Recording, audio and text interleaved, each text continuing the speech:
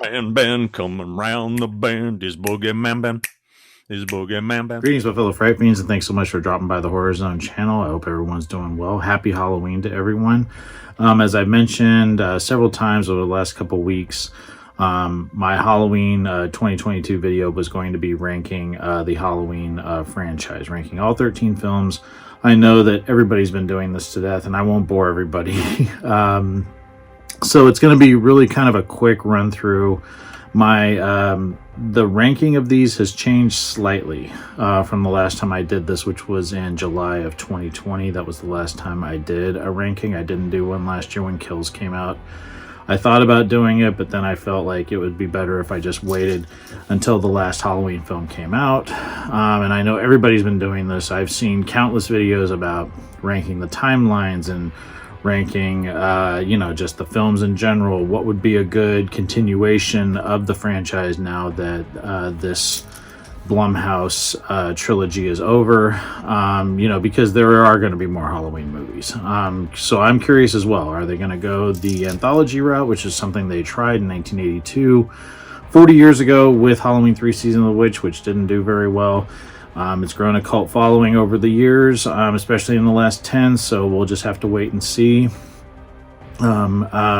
Just with how popular that film has grown, maybe they will try something with that. I would personally like to see a sequel to that film. I don't know how relatively realistic that is, but we'll just have to wait and see. But for today, I'm just going to, like I said, run through. I will give a breakdown of where each of these films ranked in my last video. Now, there's been 2 new movies since my last video. There was only 11 films at that point. Now we have 13. So some of these have stayed the same, and others have changed. I love this franchise. I love every film in this franchise. I just wanted to get that out of the way. So number 13 for me is going to be Halloween Resurrection. It is dead last. It always has been dead last. I still have fun with this film. Yes, I don't like the way that Laurie Strode goes out at the beginning, but again, that was Jamie Lee Curtis's decision to walk away. Bianca Kiajik, I think that's how you say her name. She was okay. She was okay as Sarah. I thought she was pretty good. Again, it was hard. It was a big baton to pass since Laurie Strode, was taken out, and Bianca or the Sarah character is supposed to be our main protagonist, main heroine. But I think Rick Rosenthal did a pretty good job with this film. Again, it was playing upon the whole, found footage, live stream kind of thing, which was big after Blair Witch Project, and that's what they were kind of going for, and trying to entice that demographic of horror fans. But I still have fun with the film. It's not perfect. I think the Myers house looks amazing. It was all built on a soundstage, and they actually made it look like the Myers house from the first film. There's a lot of things about it that I think are fun. It doesn't bother me like it bothers some people. I still have a good time with it. I did go see it in the movie theater when it opened in July of 2002. I took my grandmother to see it. My grandmother, who got me into the Halloween franchise, was my grandmother, my mom, my wife, who was my fiance at the time, and we had a good time. My grandmother really liked it, and I had fun with it. So, I remember that. I have a great memory of seeing it in the movie theater with my grandmother, and all of us having a good time. So yeah, it might not be everybody's favorite. People like to shit on this film for some reason. It's not the worst, it's not the best, but I still have fun with it. Number 12 for me will be Halloween 5, The Revenge of Michael Myers, and this is exactly where it was. It was second from last in 2020. I think Don Shanks is a really good Michael Myers. I love Donald Pleasance is in it again as Dr. Loomis, my hero. I love that guy. I didn't really like the way that the character was written in this film. I thought he was a little too, there was a difference to him. It was almost a manic side to him that I didn't really agree with. Some of the things the decisions they made with the Loomis character, specifically of putting Jamie in the danger that he puts her in. I just don't see Dr. Loomis doing that. My other big problem with 5 is the dispatching of Rachel. Ellie Cornell is a big part of the franchise for me. She's always been one of my favorite characters, and I loved her in Halloween 4, and the way that she's treated in this film is just despicable, and I really don't understand why they went that route. I think Dominic Othen and Gerard did a good job of directing it. I think there's some great shots in it. There's some moody atmosphere. But again, this is when the characters started to suffer. I didn't really care for the Sam, Spitz, and Michael characters that are friends with Tina. Tina being our main heroine in this, and no disrespect to Wendy Kaplan, I just am not a huge fan of that character. And that's no fault of the actress, it's just the way that the part was written. But there's some great parts in it. I thought the Men in Black element was really cool. It was mysterious. I was curious where they were going. Originally, they were saying it was going to be possibly Michael Myers' brother or a family member. Still had fun watching it, and I still remember seeing it in the movie theater when it opened in 1989. And number 11 for me is going to be Halloween H20. It's pretty much in the exact same spot. It's just, it was number 9 when I did my ranking in 2020. Again, this film just hasn't aged well for me. I saw it in the movie theater, saw it twice in the movie theater. I took my girlfriend at the time, and then also took my mom and my grandmother to see it. This is when I started getting frustrated with the series, because this is when they were saying, okay, Halloween's 1 and 2 are the only ones that are in this timeline. 4, 5, and 6 have been excised, and it really bothered me. I just felt like it was lazy writing. I know originally Kevin Williamson did have like a couple of lines that kind of hinted that Laurie did abandon her daughter when she went into hiding.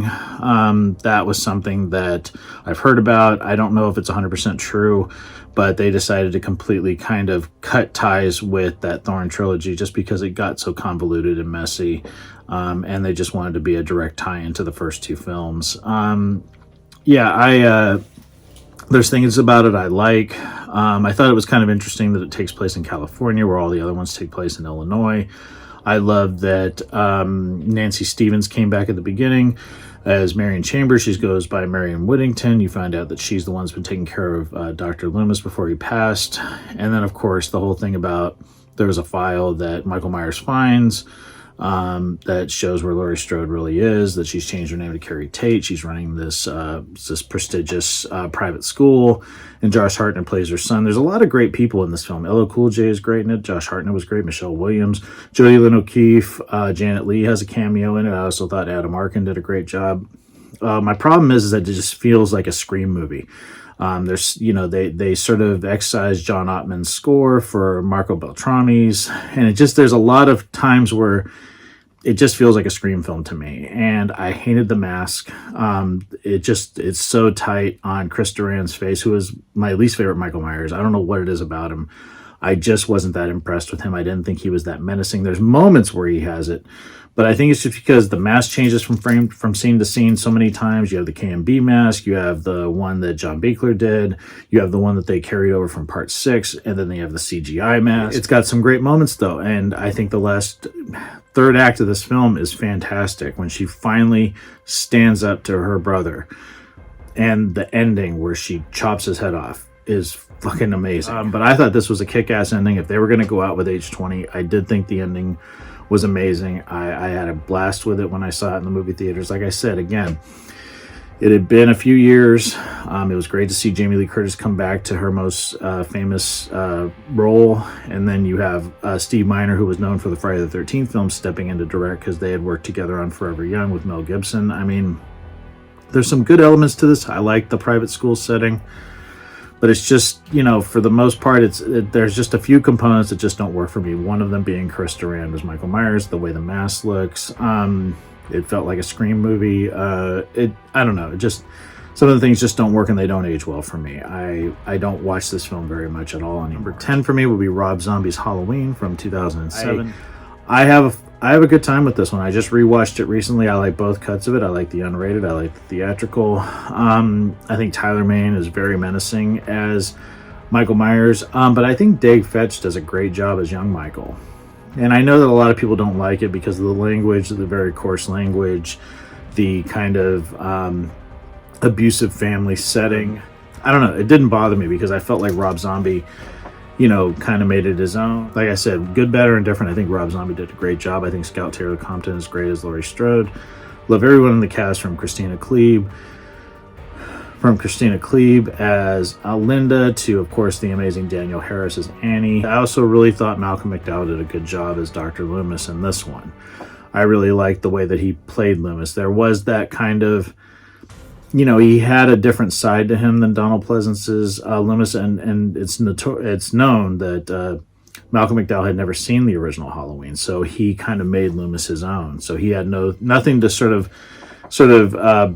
base his performance off of. And I think he handled it really well, and I think he's really good in the movie as well, and really don't get the hate for it. So number 9 for me is going to be Halloween 2018, and this one has really slid down from where it was. Now, when I still love this film. I still have a good time with this film. The biggest problems that I've had with this franchise, with this trilogy, is the fact that Halloween 2 doesn't exist in this timeline. You just go from the original to 2018, and where the story goes with kills and with ends, I feel like there'd be more meat to it if Halloween 2 was still in the timeline. But again, John Carpenter doesn't like Halloween 2 for some reason, because, he kind of ran out of ideas when he came up with the ending, making them siblings. And, they wanted to make the new trilogy just a direct continuation of that original 78 film. So what have you, that's the way it is. And I accept that. But there's still things that don't work for me. And the more that I think about it, the more it kind of just doesn't work for me. So thinking about Halloween 2018, yes, when it came out, it blew my mind, because we had waited 9 years for a new movie with Michael Myers. But, on rewatching it, Laurie planning for this big fight with Michael, or knowing that Michael's going to escape, it just seems silly at this point. In H20, the one thing I'll give that film is that he stalked her. He stalked her to that hospital. And she found out it was her brother. I mean, she eventually would find out that was her brother. And she just she moved, she left, she changed her name, she started a new life. And for her to just hang around this town and set up this compound for this man that's been locked away for 40 years, it just doesn't make sense to me sometimes when I think about it. Now, don't get me wrong, there's a lot of things about this film I like. I think David Gordon Green's direction is fantastic. I think James Jude Courtney as Michael Myers is absolutely fantastic. I love him in this movie. He is so great as the Shape, and just does a commanding job of picking up the mantle from, of course, where Nick Castle left off, because that's what this is a continuation of, is that original Nick Castle performance. And I think Jamie Lee Curtis is great. I love Andy Matichek in this, and Will Patton. I will always give it up to Will Patton. And there's some great comic relief in this with the characters of Oscar and Julian. I love them so much in this. I also love the character of Vicky, who a lot of people don't talk about. I think her and Julian, the scenes between those two are fantastic. My problem is that I was never a big fan of Judy Greer as Karen. I always felt like Danielle Harris should have been brought back into this franchise. She is just as popular as Jamie Lee Curtis. People love that character of Jamie Lloyd, and Danielle has been in 4 films. And I just thought it would have been nice if they could have extended an olive branch to her and brought her into this franchise. I did like the third act of this is fantastic. I love the whole sort of stock sequence in Laurie's house at the end, and how they trap him at the end. But again, there's things about this that, Michael was not after Laurie, and I think, they talk about it, and it's like that was the whole thing. It's like he wasn't after Laurie. It was all about Sartain wanting to get them together, and I think that's where it loses that fear factor for me. I still have fun with the film. It's fallen about 4 spots down my list, but I still like it. So yeah, Halloween 2018 is number 9 on my list. Number 8 on my list is Halloween: The Curse of Michael Myers, producer's cut. I like this film a lot. Atmospherically, I think it's amazing. They actually shot this one in the fall in Salt Lake City, so it was actually freezing. Has that crisp fall feeling to it. I think George Wilbur did a great job as Michael Myers. This is George Wilbur through this entire one. In the theatrical version, A. Michael Lerner played him in that reshot ending. But I think George Wilbur did a great job. I'm a big fan of him. And also it was nice to see Paul Rudd. I'm not crazy about the way Paul Rudd played Tommy Doyle, though. Sometimes it's so like goofy. Some facial twitches that he does that just sort of bother me. But again, this one is superior because, number one, we have more Donald Pleasance. They cut a lot of Loomis out because following Donald Pleasance's death, they redid the ending. But I love Loomis in this. Even he's much more subdued. He's much more like he was in Halloween 4 and the first 2 films, as opposed to 5, where I thought he was a little too manic. I also thought the late Mitchell Ryan, who played Dr. Wynn, is good in this.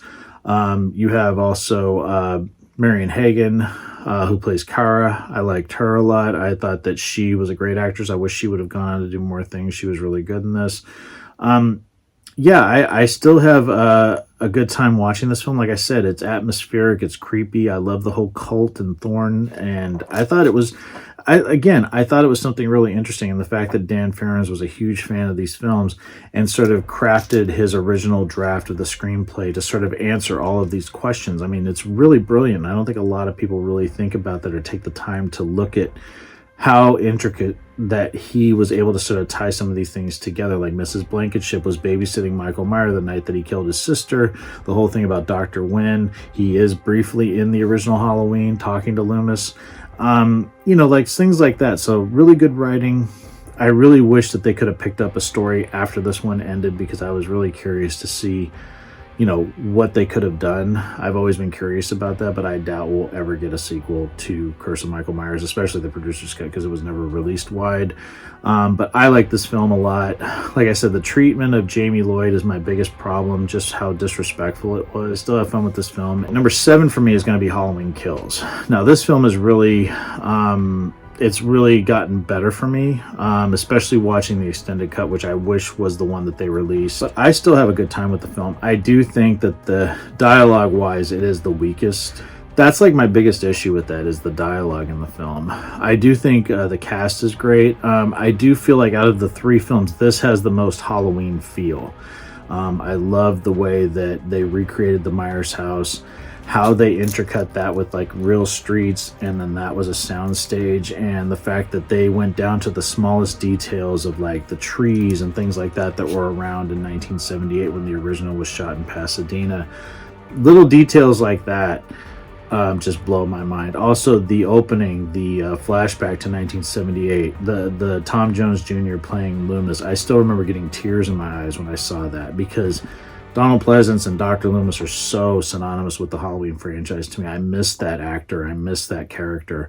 And just for a brief moment to see him pop back on screen, it was literally like I thought it was a ghost. I mean, it looked so much like Donald Pleasance. I mean, just fantastic performance. I know they had a different actor doing the voice, the dialogue, but in terms of Christopher Nelson's makeup and Tom Jones Jr., looking like Loomis, it just blew my mind. But I also thought, this is a violent film. I mean, there is some gore in this film and some great set pieces. I really think they were trying to show how, what a myth can become or a legend can become. How it's almost like Michael's crimes in 1978, even though he did commit murder, they were small, but what that did, it like metastasized on the town. But the problem is like I said, it would have made more sense if he had killed 16 people, like he did if Halloween 2 was still a part of the timeline. And that's why some of the stuff that happens in this film, these people are going insane over somebody that was committed for 40 years. The whole mob scene, I understand, it's like once something sort of unravels, it completely unravels. For right now, number 7 for me will be Halloween Kills. Number 6 for me will be Rob Zombie's Halloween 2. It was number 6 for me back in 2020. I love this film. I just rewatched it again right after watching Rob Zombie's original film, original Halloween from 2007. I like both cuts of this film. I don't like the way Dr. Loomis is done, but I understand why they went that route. That was the hardest pill for me to swallow with this one, but I feel like Brad Dourif is so great as Sheriff Brackett. He almost sort of fills that void that is felt with Loomis kind of turning to the dark side, to greed and fame over, what happened, with Michael Myers and everything. I also think Scout Taylor Compton does a great job. A lot of people give her shit for this film. She acts like a teenager that is going through PTSD, in my opinion. Again, I don't know a lot of people that have gone through that, but I think she does a very realistic portrayal. Somebody that has become unhinged because she lost her entire family, and then throughout the course of this film finds out that Michael Myers is her brother because of Loomis's book. I think she did a great job. I think Danielle Harris is fantastic. Her and Brad Dourif are the strongest in this. Both of them blow my mind. They're awesome. And Tyler Mane as Michael Myers, I think he's very intimidating, very scary. I love the use of the mask in this, where he only puts it on when he's going to kill. For the most of the other times, he's just this bum that you see, and it makes sense. It makes sense to me. And the whole thing with the white horse, he explains it at the beginning of the film, whether you like it or not. People say it doesn't make sense. He says it right at the beginning, what it means, what it represents. But yeah, so number 6 for me will be Rob Zombie's Halloween 2. Okay, number 5 for me is going to be Halloween Ends.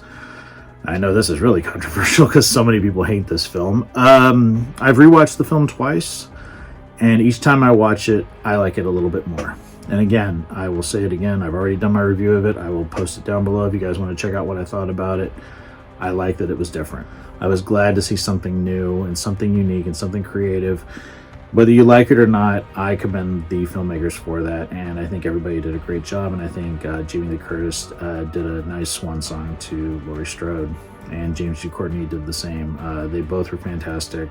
Everybody in this was great, and yeah, just like I said, my link is down below if you want to check out my review, but number 5 for me will be Halloween Ends. All right, now 4 through 1, I'm not going to go through too much of this because they have remained exactly the same. Number 4 for me, Halloween 4, Return of Michael Myers. Love that film. First film I saw in the movie theater, first Halloween film I saw in the movie theater back in 1988, and absolutely love it. It's fantastic. It's a terrific sequel to Halloween 2, picking up 10 years later. 3 for me will be Halloween 3, Season of the Witch, another film that has just gotten more popular with me over the years. I was not a fan of it as a kid. I think Tommy Lee Wallace did a great job directing it. Tom Atkins, Stacey Nelkin, Dan O'Hurley, everybody in it. The great Dick Warlock. Everybody in this is fantastic. And Halloween 2 will always be my second favorite Halloween film. No sequel has surpassed it. I don't care what people say. I've heard so many people say it's like number 6 on my list, number 8 on my list, and that's cool. For me, it's always just right behind the original Halloween. Fantastic. Rick Rosenthal did a great job. Really still has that Carpenter atmosphere from the original film. I know it's a little more violent, but it's still hands down the best sequel. Donald Pleasance, Jamie Lee Curtis, Lance Guest, Leo Rossi, Pamela Susan Shoop, Tawny Moyer, Dick Warlock. My favorite Michael Myers. I will say that right now. He is hands down my favorite Michael Myers. I love James G. Courtney, love Nick Castle, love George Wilbur. Dick Warlock is the best. He scares me still to this day. Will always be the most terrifying Myers to me. And like I said, Halloween 2, if they were going to do a 1-2 punch, Halloween 2 would have been the best cap off, in my opinion. Haunting, final image. Michael Myers burning to death and Laurie Strode riding away in that ambulance, and just the focus on her. That is terrifying. That still gets me every time I watch it. Halloween 2 is fantastic. Hands down the best sequel in the franchise. And of number 1, of course, is going to be the original Halloween. Love this film. Never gets old. Still atmospheric. Still absolutely creepy. Love everything about it. John Carpenter and Deborah Hill did fantastic work on this. Of course, Donald Pleasance. You have the amazing Charles Cyphers, Nancy Loomis, PJ Souls, Jamie Lee Curtis, Dick Castle, Tommy Lee Wallace. Everybody involved in this film did a fantastic job. It's still the best. It'll always be number 1. If I could cheat and make my number 1 2 films, it would be Halloween 1 and 2. That for me is one amazing story, and nothing will ever change my opinion. So that is it, my fellow fiends. That is my ranking of the Halloween franchise. I appreciate everybody watching this video. Like I said, this is my opinion. I'm not trying to speak for anybody else. This is my opinion. Let me know what you guys think down in the comment section below. Let me know what your ranking of the franchise is. If you disagree with me, that's cool. We can all agree to disagree and be friends. Yeah, this is my ranking of the franchise, like I promised I would do. I want to wish everyone a very happy and safe Halloween. Have a kick-ass evening. Watch some horror movies, get some candy, kick back, and yeah, it's been a very fun Halloween season this year. It really makes up for last year and the last couple years being kind of strange, but had a great Halloween season, and sad it's over, but there's always next Halloween to look forward to. So hope everyone does well. Take it easy, stay scared as always, and remember, you can't kill the boogeyman.